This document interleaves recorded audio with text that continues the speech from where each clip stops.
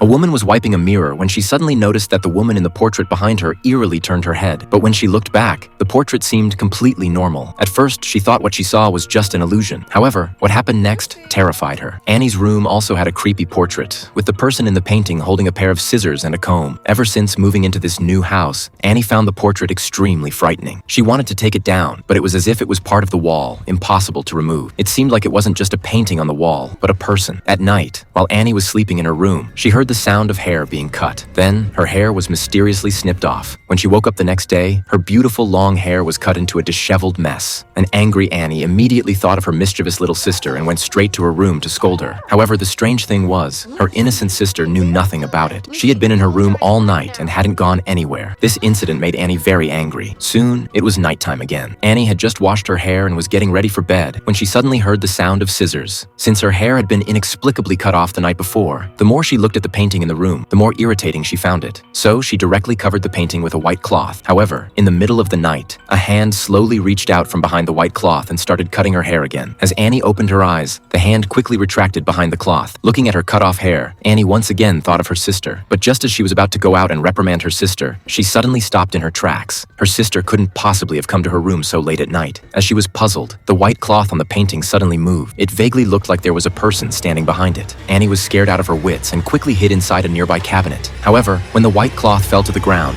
nothing appeared behind it. Just as Annie didn't know what to do, the sound of scissors suddenly came from behind her.